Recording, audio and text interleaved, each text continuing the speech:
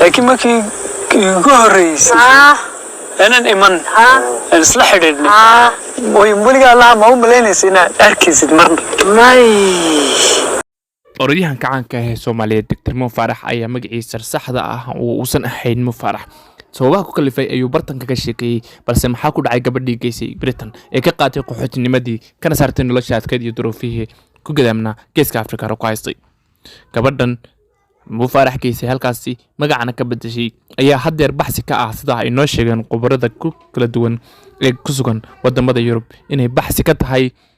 booliska dalkaasi Britain halkaas ay ku dumaalaysanayso ilaa iyo hadda magaalada Hargeysa ee caasimadda Soomaaliland halka Mo Faarax ku damaashadayo meelo badan oo dunida ka mid ah qaasatan familigiisa oo la qaadanayo waqti qurux badan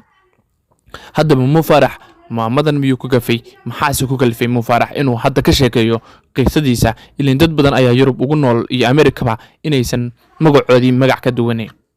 maxay tahay sababta ku kaliftay Mo Faarax inuu isagu ka sheekeeyo waqtigan maamadii ka qaatay dhibta iyo rafaadka ka saartayna hadda xabsi guri ka dhigo oo ay ku dhumaalaysato meelo kamid ah ariga Soomaaliland iyo geeska Afrika oo ay uga carartay iyadoo mar hore saboolnimo isagana ay uga saartay saboolnimo darteed haddaba Mo Faarax waa kuma muxuu halkan uga baxsaday qisadan ayaan idinkan idinku faaqay doonaa laakiin waxaan codsanayaa saaxiib inaad muuqaalka leegareyso soo kalena page-keena aad follow dhahdo YouTube-keena subscribe dhahato aad bad ugu mahadsan tahay la jaanqaadka soo ruux badan la joogtay haddii aad markaa hore la joogtay waad mahadsan tahay inaad joogto kaba waxay ma aqoonsanay waxwaraan qofku sheeganay ma jirin cidnaba magaca Mo Faarax qof kalaas ka lahaa ma ka war ma qashay ma garanaysaa ma qofka kale lahaa maxaan anu ma kula joogo mise waxbaan garanayaa anuu kaygoon baan kuugu yeedhay anigu imaka alaani imaka kolkaan ku imaatay kol walba kaygoon baan anu kuugu yeedhay Xuseen baan kuugu waqlanay kuugu maga bixiyay Xuseen Cabdi Kaahin aba Mo Faarax maxaa ku kalifay inuu waqti xaadirkan ku soo beego warisigitan macadadis ayuu kala kulmay Soomaaliland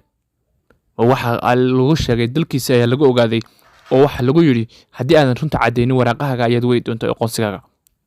ma isweydiisay su'aashan adigu ha aniga ayaa kaga jawaabaya Dr. Mo Faarax waxa khasab kaga dhigay inuu hadda ka sheekeeyo noloshiisa adkeyd oo qasab kaga dhigay waa Soomaaliland oo handaday reerkoodii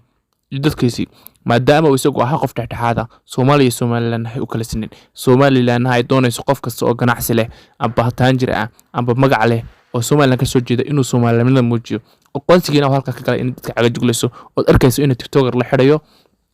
qof kastana lagu la kacay caga juglayn haddaba Mo Faarax waxa loo sheegay amba loo ballan qaaday in la sii doono lacag malaayiin dollar waa hadii uu cadeeyo halka uu ka soo jeediyo qofka uu yahay arintana waxa ka dambeeyay Soomaaliland maamadii ka dhibta iyo rafaadka ka saartay ee magaca iyo sharafta iyo rabada u yeeshana hadeer waxay ku dhumaalaysanaysaa Hargeysa oo la og yahay waxana ka baqaysaa booliska Britain inay xabsiga u taxaabaan sorry qof dambe oo Afrikaana ka kaxayn Afrika hana geeyno meel kale oo nolosha ka baxso waa hadii ay tani ba dhacday